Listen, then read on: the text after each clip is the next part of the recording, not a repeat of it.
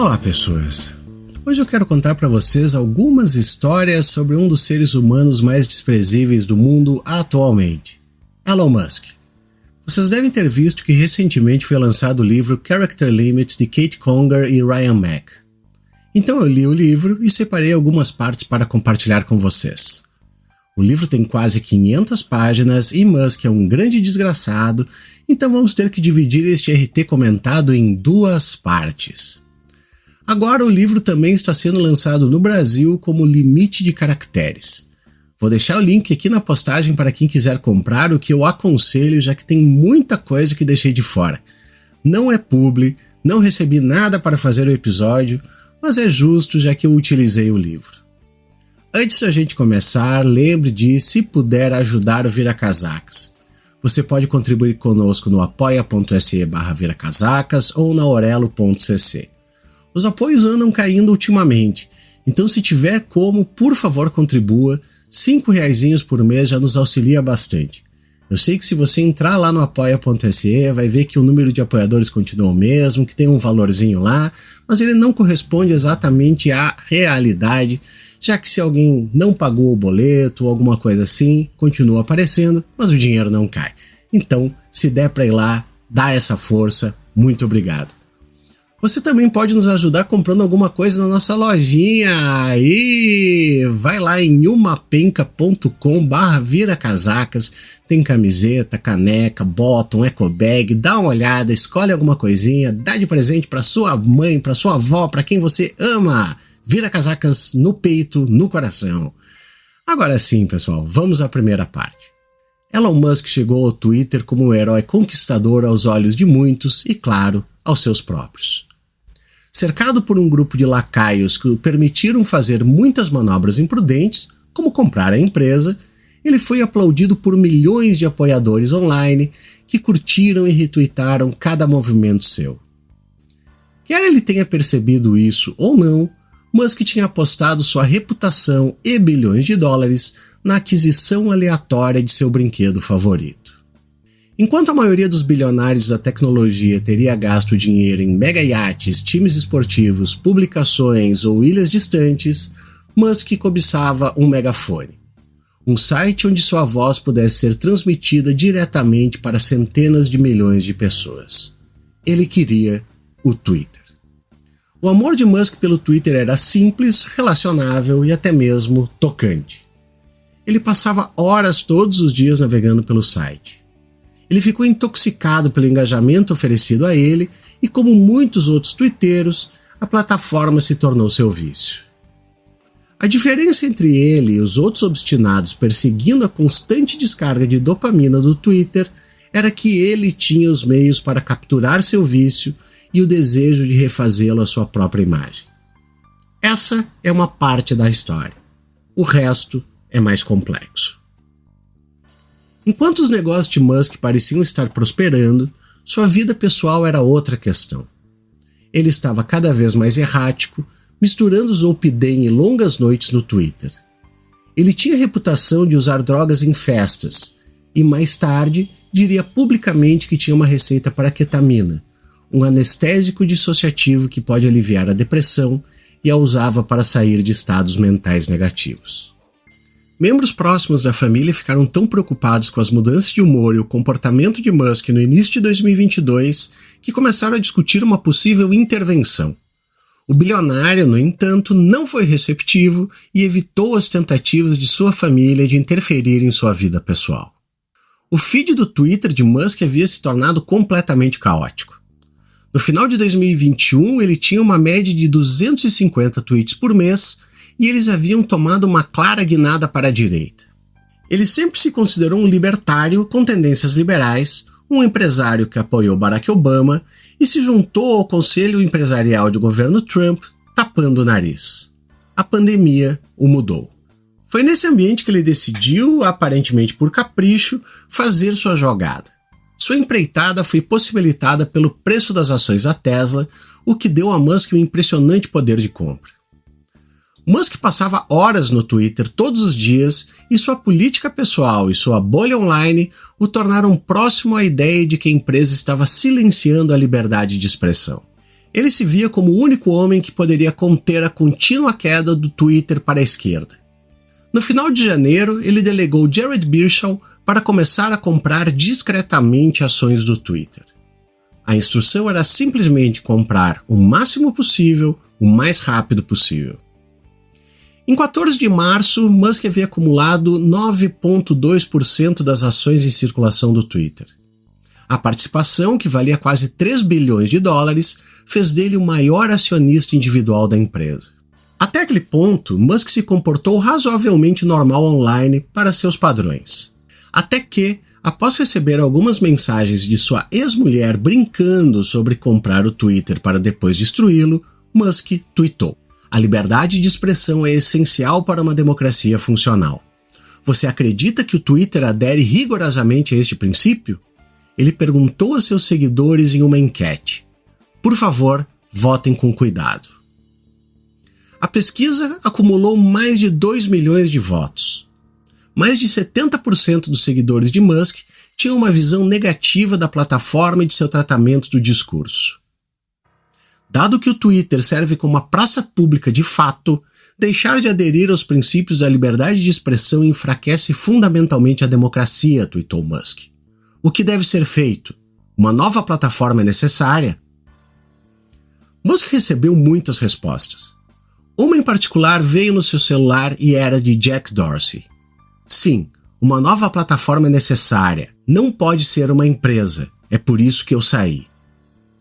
Embora Dorsey tivesse renunciado ao cargo de presidente executivo meses antes, o cofundador do Twitter ainda não havia se desvinculado totalmente da plataforma e permanecia em seu conselho. Ainda assim, apesar de sua posição e das obrigações que vinham com ela para proteger o Twitter, ele estava encorajando Musk a construir um concorrente. Os dois bilionários estavam cortejando um ao outro, mas ambos também estavam guardando segredos. Musk não divulgou que havia adquirido 3 vezes mais ações do Twitter do que Dorsey possuía. Dorsey não mencionou seu trabalho no Blue Sky, que havia começado anos atrás. Depois disso, finalmente Musk entrou em contato com a diretoria do Twitter para informar que ele era agora o maior acionista da empresa. O conselho do Twitter tentou conter maiores danos e concordou em inserir Musk no conselho.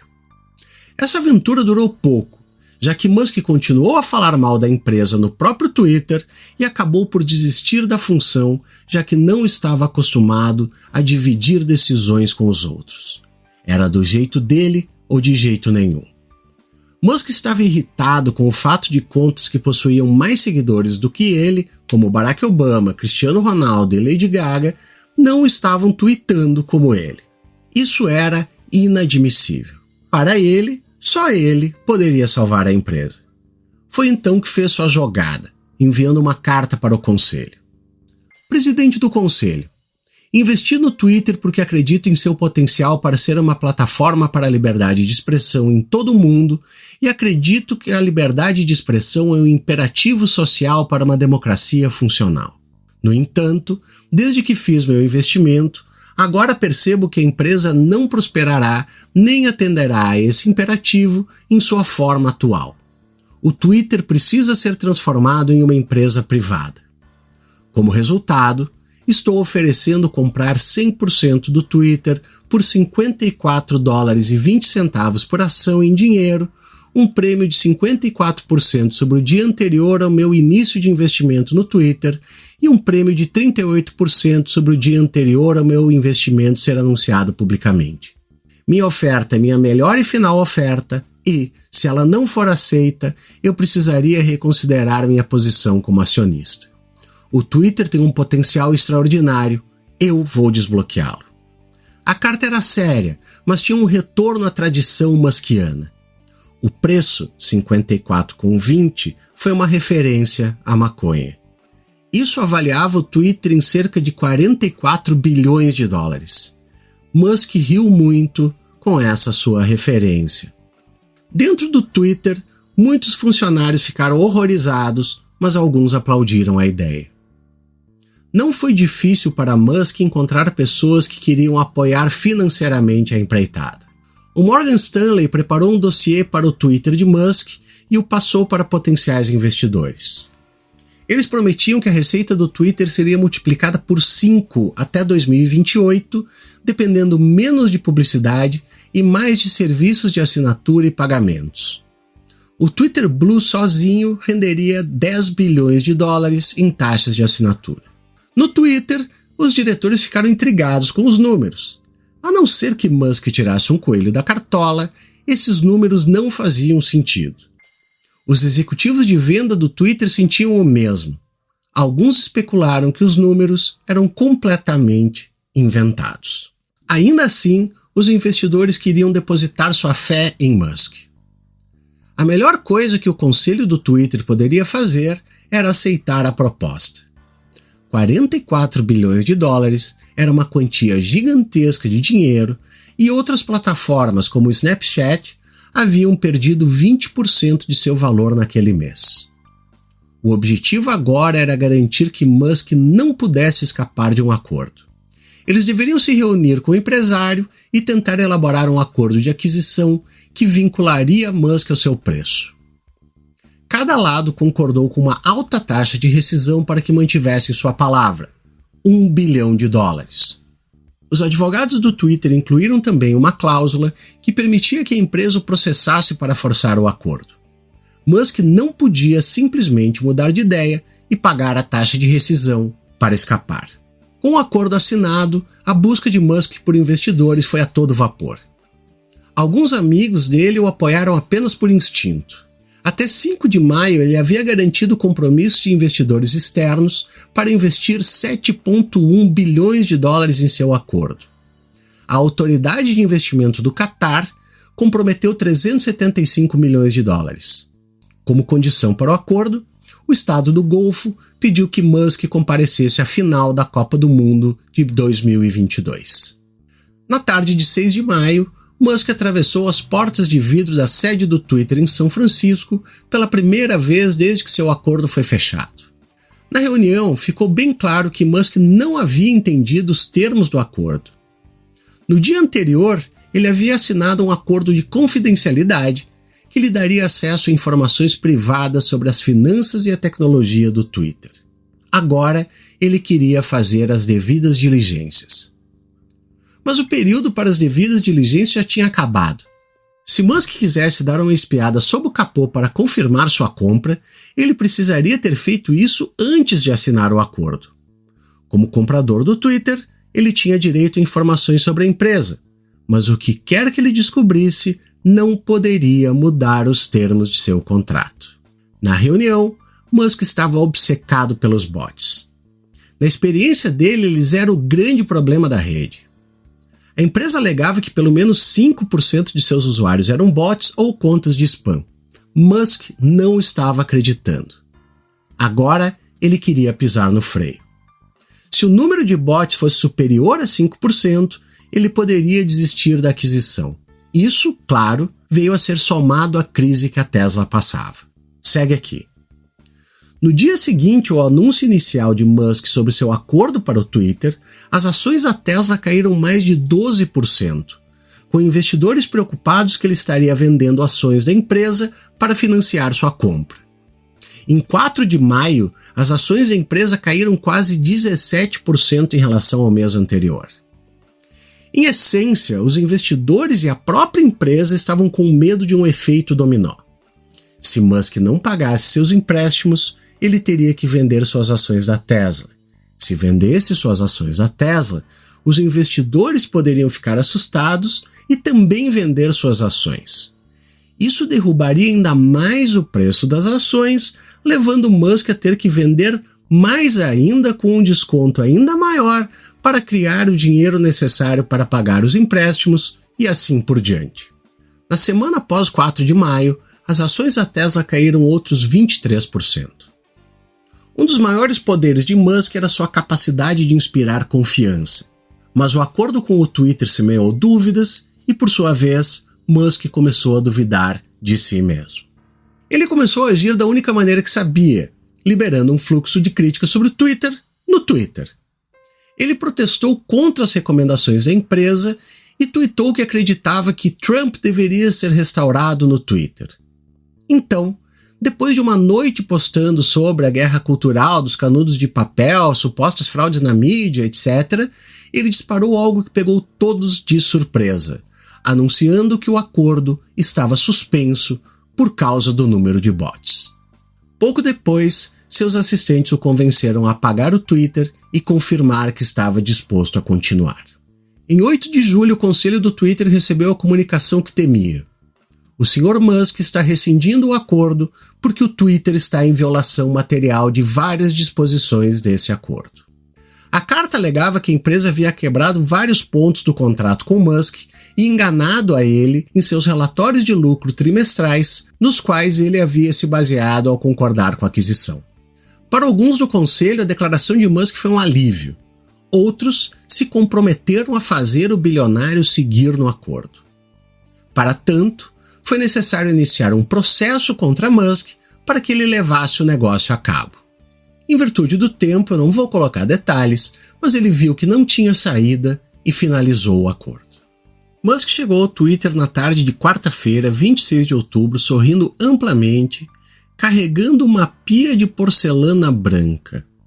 Ele soltou uma risada enquanto passava pela recepção vazia. "You can't help but let that sink in", ele disse. Mais tarde, ele tweetou um vídeo de sua entrada encenada com a mesma frase cafona. "Let that sink in". O cringe era um símbolo da troca de guarda. Após uma longa reunião com a diretoria sobre os principais desafios da empresa, ficava claro que Musk não havia comprado o Twitter para ser um administrador responsável e guiar um dos sites mais usados do mundo para a comunicação humana. Ele o havia comprado como um objeto de obsessão pessoal e iria moldá-lo de acordo com seus caprichos. Musk havia passado a amar o Twitter e acreditava que as pessoas que o administravam o haviam destruído. Ele iria fazê-los pagar. Os capangas de Musk chegaram logo após ele. Eles andavam pelos corredores enquanto aguardavam instruções. Em uma breve reunião com o bilionário naquela manhã, os engenheiros receberam uma diretiva clara de seu chefe. Certifique-se de que o site não caia. Certifique-se de que ninguém faça nada. À medida que o fechamento do negócio se aproximava, Musk tornou-se cada vez mais paranoico. Todos os funcionários do Twitter o odiavam, ele acreditava, e ele tinha visto algum deles tweetando abertamente sobre sua oposição à sua troca de comando. Durante uma reunião com um funcionário, advogados entravam e saíam constantemente com pilhas de papelada. Musk estava indiferente até que alguém abriu a porta. "Fechamos o negócio", gritou. Uma onda de choque e excitação percorreu a sala e um sorriso surgiu no rosto do novo dono do Twitter. Musk bateu o punho na mesa e soltou o que só poderia ser descrito como um grito de guerra. "Foda-se, Zuck!" O funcionário do Twitter não conseguiu entender por que Musk, em um momento de celebração, fixou-se no fundador do Facebook. Alguma coisa tinha lá. Musk e seus asseclas comemoraram. Embora ele estivesse sorrindo, não estava satisfeito com sua conquista. Ele estava ansioso para começar seus planos. Os executivos seriam os primeiros a ir, mas ele devia colocar suas mãos sobre o produto. Embora Musk tenha dado a impressão aos trabalhadores um dia antes de que as demissões não eram iminentes, ele estava planejando cortes drásticos. Ele queria começar as demissões já, economizando dinheiro, cortando seus salários. Ele delegou alguns de seus associados, incluindo seus primos, e pediu que eles desenvolvessem listas de quem manter e quem descartar. Não haveria misericórdia. Após sair do escritório, ele digitou uma mensagem no Twitter: "O pássaro está livre". Os cortes na equipe de engenharia começaram rapidamente, mas não eram rápidos o suficiente como Musk queria. Musk não parecia ter um plano claro. Ele queria cortes profundos e sugeriu que cerca de metade dos 7.500 funcionários da empresa teriam que ir embora. Ele disse que manteria apenas pessoas excepcionais, mas não tinha critérios objetivos para julgá-las. Estes cortes deveriam ser feitos até 31 de outubro. Os executivos restantes logo começaram a entender como Musk operava. Ele queria ser como um rei, tomando todas as decisões, não importando quão pequenas fossem, e delegava apenas ao punhado de leais suas demandas, às vezes vagas, em ação. Ninguém na sua equipe tinha o hábito de dizer não ao chefe. A família de Musk também apareceu no Twitter. A mãe do bilionário, May, inexplicavelmente compareceu a algumas reuniões, enquanto sua assistente entrava correndo na sala para entregar comida, Coca-Cola ou o que quer que o rei da tecnologia desejasse. Todos eles mantinham Musk se sentindo apreciado, reforçando que ele era o centro do universo deles. Em uma reunião para discutir questões legais e de privacidade logo após a aquisição, ele interrompeu abruptamente a discussão quando uma chamada passou pelo seu telefone. Era Shaquille O'Neal, Musk se gabou. Ele interrompeu a reunião para atender a ligação do ex-astro do basquete que havia investido no Twitter. Os executivos na sala, que haviam trabalhado horas exaustivas até tarde da noite com Musk e sua equipe, ficaram cada vez mais impacientes enquanto Musk conversava, fazendo a vontade da celebridade. Seus novos funcionários estavam aprendendo rapidamente que Musk odiava desculpas e explicações, mas amava ser admirado. Ele tinha grande satisfação em contar piadas, o que significava que todos ao redor dele tinham que estar prontos para rir. Em um incidente, um executivo foi trazido para conhecer Musk pela primeira vez. Então ele, improvisando sua própria história, ofereceu uma que tinha ouvido para impressionar o executivo. Ele tinha um amigo que trabalhava nos principais produtos do Google e que tinha sido informado de que a empresa intencionalmente manteve sua fatia de mercado de busca abaixo de 70% para evitar regulamentação antitrust. Entendeu? Musk disse com um sorriso irônico. 69%? Musk olhou ao redor enquanto sua voz ficava mais alta. 69%. Complicado. Enquanto Musk estava na Califórnia, planos foram feitos para que o novo dono do Twitter voasse para Nova York na semana seguinte para lidar com o problema dos anunciantes. Musk acreditava que a receita de assinaturas era o santo grau. Sua apresentação para investidores havia projetado que ela atingiria 10 bilhões de dólares até 2028 e ele acreditava que poderia desbloquear o verdadeiro valor do Blue com uma nova reviravolta. O serviço agora daria a qualquer assinante uma das cobiçadas marcas de verificação, permitindo que qualquer um que pagasse obtivesse um emblema que antes era destinado a celebridades, políticos e outras figuras. No passado, a empresa o distribuía a seu próprio critério, distinguindo contas de alto perfil de impostores. Musk passou a odiar o que ele via como o sistema de duas classes do Twitter, dos verificados e não verificados.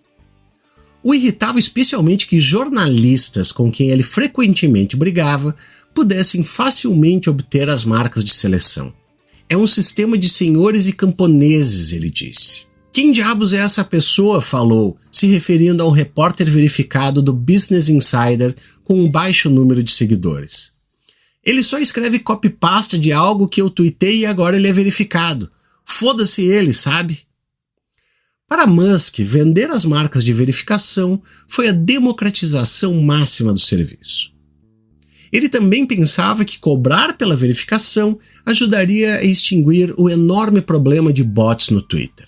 Para tranquilizar os anunciantes, Musk começou uma série de reuniões com os líderes de algumas das principais agências de publicidade do mundo. Em uma delas, o presidente executivo da Horizon Media, uma empresa de publicidade que representava a Hershey's e a Burger King, repetiu uma pergunta que vinha sendo feita repetidamente. Meus clientes perguntaram, ele vai colocar Donald Trump de volta na plataforma? Musk estava cansado da pergunta. Então, em vez de dar sua resposta típica, ele pegou seu iPhone, abriu o aplicativo e rascunhou um tweet. Se eu ganhasse $1 para cada vez que alguém me perguntasse se Trump está voltando a essa plataforma, o Twitter estaria fazendo dinheiro. Ele olhou ao redor da sala. Então perguntou a um conselheiro, devo tuitar isso ou não? Não, disse o conselheiro, sabendo que qualquer menção a Trump geraria um impacto desnecessário. Musk olhou para ele brevemente, deu de ombros e apertou o botão para enviar o tweet. Em outra dessas reuniões, o CEO da Revolt, uma empresa de mídia fundada por Sean Diddy Combs que focava no público negro, se sentiu cético. Ele havia lido relatos de que o uso de insultos raciais havia aumentado drasticamente no Twitter desde a aquisição de Musk. As comunidades negras fizeram contribuições essenciais ao Twitter, ele disse, e a abordagem de Musk à moderação de conteúdo o preocupava. Musk concordou que o Twitter deveria fazer as pessoas se sentirem confortáveis, mas então ele sugeriu que toda a premissa dada não importava. Não sei se você sabe disso, mas Puff é um investidor no Twitter, ele disse. Sabe, ele é um bom amigo meu. Nós trocamos muitas mensagens. Alguns executivos do Twitter tiveram que resistir à vontade de esconder a cabeça entre as mãos. Imaginem se eles soubessem o que nós sabemos hoje a respeito de Diddy. Em 3 de novembro, mais de 50 funcionários subiram as escadas para se reunirem uma última vez.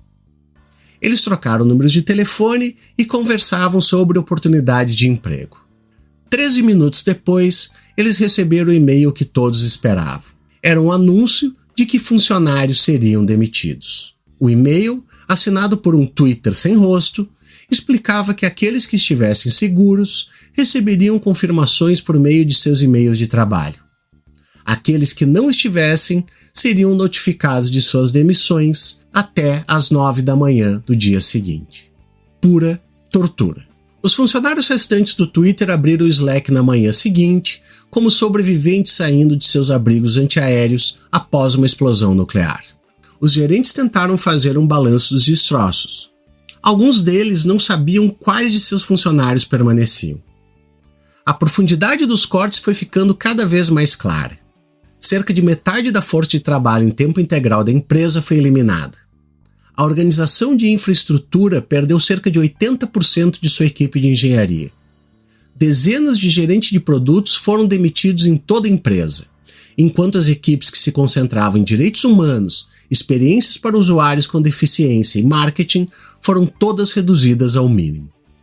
O departamento de conformidade, que monitorava a adesão da empresa às regulamentações globais, esperava perder um pouco mais de 1/4 de seus funcionários, mas perdeu metade. As equipes que lidavam com integridade cívica e moderação de conteúdo também foram cortadas, embora o Twitter estivesse fazendo malabarismos com um importante período eleitoral. O resultado do segundo turno da eleição presidencial do Brasil ainda estava sendo contestado online, enquanto os Estados Unidos se preparavam para suas eleições de meio de mandato em menos de uma semana. Musk e seus amigos decidiram reduzir drasticamente as equipes que rotulavam desinformação política. Eles demitiram algumas das únicas pessoas que sabiam como operar ferramentas que descobriam tweets enganosos sobre as eleições. Aqui, voltamos à questão do tal Twitter Blue. Embora muitas pessoas vissem o sinal de verificação como uma designação de fama, ele se tornou uma parte importante da utilidade pública do Twitter. Ele marcava as contas reais de marcas como McDonald's e Coca-Cola, tornando a plataforma muito mais atraente para anunciantes, bem como para serviços governamentais e de emergência, o que fornecia enorme utilidade para aqueles que procuravam informações fidedignas. O programa de verificados de Musk iria destruir todo o sistema. Se o serviço de assinatura paga permitisse que qualquer um fosse verificado, então ninguém seria verificado. A utilidade da marca de verificação evaporaria. A equipe que trabalhava no projeto tentou desenvolver salvaguardas que protegeriam a utilidade. Eles apresentaram 2 opções a Musk e sua equipe. Na primeira, haveria 2 emblemas. As pessoas que já foram verificadas manteriam seus emblemas preenchidos, enquanto aqueles que os compraram por meio do Blue Verified teriam emblemas transparentes.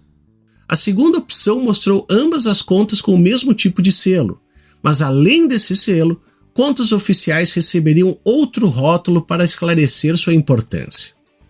No caso de Joe Biden, por exemplo, sua conta foi delineada como um funcionário do governo dos Estados Unidos. As tentativas de fazer distinções mais claras entre usuários legados e pagos verificados não foram abraçadas por alguns amigos de Musk. A primeira opção parece um cidadão de segunda classe, escreveu um deles. acrescentando que isso desincentivaria a compra. Ele expressou mais apoio à segunda opção, mas alertou contra o uso dos rótulos além de funcionários do governo. A fixação de Musk no selo se estendeu além do design. Ele também se envolveu em deliberações aparentemente intermináveis sobre o quanto deveria custar. Enquanto isso, os anunciantes estavam correndo para saídas e o Twitter estava sangrando receita. Um de seus comparsas insistiu que eles deveriam aumentar o preço de $4,99 por mês para $20 por mês. Qualquer coisa menos pareceria barata, ele disse. Em e-mails, ele havia comparado o Blue a uma bolsa de grife. Depois de longas discussões, Musk acabou fixando o valor, tweetando: "O sistema de senhores e camponeses do Twitter para quem tem ou não uma marca azul é besteira. Poder para o povo. Blue por $8 ao mês." A equipe Blue ficou acordada até tarde atendendo solicitações de Musk e sua equipe de transição e criou uma rotação de 24 horas, onde os projetos podiam ser passados para outros funcionários ao redor do mundo para garantir que o trabalho nunca parasse. Algumas pessoas na equipe começaram a monitorar suas frequências cardíacas elevadas e a compartilhar elas com seus colegas. "Não quero forçar a equipe a morrer por causa disso", disse a diretora do projeto a Musk. A resposta foi: "Bem, empurre-os até pouco antes de morrerem." À medida que os novos recursos do Twitter Blue entraram em foco, também surgiram os medos sobre como ele seria explorado para personificação. Parar a interferência eleitoral era de suma importância para os funcionários do Twitter. O Brasil, um dos maiores mercados fora dos Estados Unidos, realizou sua eleição presidencial de segundo turno no fim de semana após Musk entrar no Twitter. O candidato Jair Bolsonaro perdeu para Luiz Inácio Lula da Silva, mas disse que contestaria os resultados. Enquanto Musk desmantelava a equipe de confiança e segurança do Twitter, hashtags que questionavam a veracidade do voto se tornaram tendência na plataforma. Os funcionários que permaneceram em iniciativas de integridade cívica simularam situações em que Bolsonaro, com que Musk alegava falar às vezes, poderia espalhar desinformação usando contas verificadas pagas. Esses mesmos funcionários continuavam levantando preocupações sobre as eleições de meio de mandato nos Estados Unidos. Musk sugeriu: "Podemos lançar o Blue, mas esperar até depois da eleição para mudar a classificação." Musk havia planejado priorizar tweets de assinantes na linha do tempo algorítmica do Twitter, dando aos seus usuários pagantes uma vantagem quando se tratava de obter mais atenção na plataforma. Em 9 de novembro, com o projeto pronto para sua inauguração, a equipe havia convencido Musk de que certas pessoas de perfil muito alto deveriam receber emblemas oficiais. Eles foram lançados no dia da eleição. Os emblemas cinza e transparentes eram uma forma de distinguir entre assinantes do Twitter Blue, com marcas de verificações azuis e contas que são verificadas como oficiais. Essencialmente, o rótulo oficial serviria à função da antiga marca de verificação. Na quarta-feira seguinte, no entanto, Musk passou a odiar o rótulo. Ele estava sendo ridicularizado no site e Musk sentiu. Uma conta de fã de Nicki Minaj, que tinha 5.000 seguidores, tweetou que os rótulos eram feios. O bilionário tirou uma captura de tela da postagem e enviou por e-mail para a equipe, que imediatamente se apressou para criar uma alternativa antes que Musk fizesse algo drástico. Eles estavam atrasados. Musk tweetou que havia matado o selo e declarou que ele não existiria mais. Musk se juntou à equipe de lançamento do Blue naquela tarde. Os engenheiros e designers que estavam reunidos na sala se aquietaram e se endireitaram. As pessoas batiam os dedos em seus laptops monitorando o lançamento, enquanto Musk olhava para seu telefone. A pressa de Musk para lançar o produto levou a decidir que não haveria processo de revisão para contas que se inscrevessem no novo Twitter Blue. Se um usuário fornecesse informações de cartão de crédito, isso era o suficiente para receber uma marca. E foi exatamente isso que aconteceu. Um usuário fingiu ser a empresa de jogos Nintendo, comprou uma marca de seleção e então compartilhou uma imagem de Mario mostrando o dedo do meio. Outra conta verificada imitou a American Girl, uma famosa marca de brinquedos, e tuitou que uma de suas bonecas, Felicity, possuía escravos. Houve anúncios falsos da Tesla, um falso O.J. Simpson admitindo assassinato e uma postagem de um senador impostor Ted Cruz, que declarou seu amor por comer bebês. Na sala de guerra Blue, Musk achou algumas das contas falsas verificadas hilárias. Ele jogou a cabeça para trás e uivou quando viu o tweet do Mario, que ficou no ar por mais de 2 horas antes da conta ser suspensa. Os funcionários da equipe ficaram perplexos. As postagens falsas, não importa o quão engraçadas, estavam causando danos à reputação não apenas das pessoas e organizações que estavam sendo personificadas, mas do próprio Twitter. E ainda assim, Musk gostava.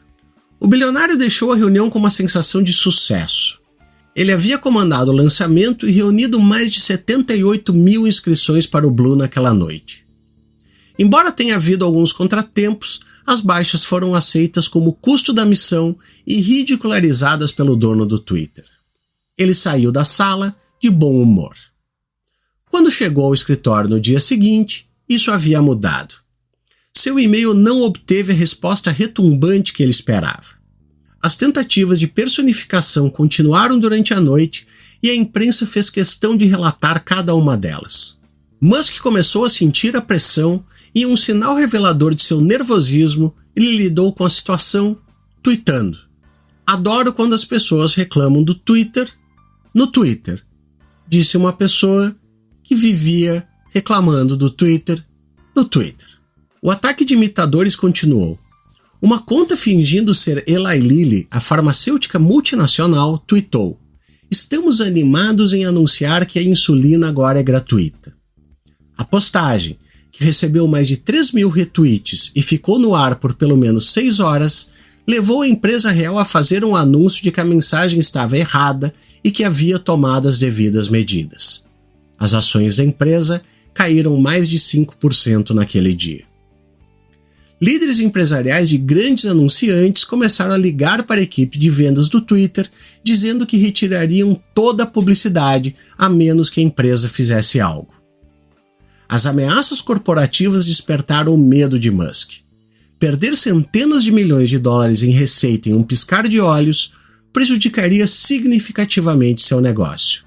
Ele recorreu à equipe de engenharia. "Desative isso", ele disse. Aqueles que já tinham saído foram chamados de volta ao escritório ou às suas estações de trabalho remotas. Tendo se esforçado muito para lançar a maldita coisa 24 horas antes, eles estavam sendo instruídos a reverter em um instante e recolher tudo de volta. Mais caos. Alguns dos engenheiros brincaram que sabiam que chegaria a isso. Era como alguém em um restaurante pedindo um bife bem passado, apesar dos protestos do garçom, e depois devolvendo para a cozinha que havia feito exatamente como ele queria. Os engenheiros se esforçaram para descobrir como desativar o Blue e, mais uma vez, ativar os rótulos oficiais para marcas e patrocinadores. Nas semanas seguintes, as oscilações de humor e os períodos de depressão de Musk se tornariam rotina. As ameaças dos anunciantes deixaram ele em parafuso e expuseram algo sobre sua pessoa. Ele poderia ser aterrorizado até ceder. Outra coisa ficou clara com o tempo. Musk é um mimadinho que não aceita críticas. Certo dia, o bilionário tweetou que o Twitter estava lento em vários países. Ele sugeriu que o problema era causado pela gerência anterior, culpando-os por construir o aplicativo do Twitter de forma desleixada, o que o fazia ficar lento. A resposta veio de Eric Fraunhofer, um engenheiro de software de equipe que morava em San Diego. "Passei 6 anos trabalhando no Twitter para Android e posso dizer que isso está errado", tweetou ele, citando a mensagem original de Musk. A princípio, parecia que o bilionário estava aberto ao feedback. Ele tweetou de volta, pedindo que o engenheiro corrigisse. Mas Musk tinha tomado a crítica pública como um insulto e começou a responder novamente e novamente. O engenheiro argumentou mais uma vez e a troca de farpa se manteve até que Musk encerrou. Ele está demitido, tuitou antes de apagar a mensagem. Musk mais tarde diria aos funcionários que ele teria aceitado se Eric tivesse apontado seus erros em particular, mas tuitar publicamente para envergonhá-lo tinha ido longe demais. Ele disse: critiquem em particular, mas elogiem publicamente. Em uma reunião posterior, um executivo de engenharia pediu aos funcionários que parassem de tuitar para o novo dono do Twitter.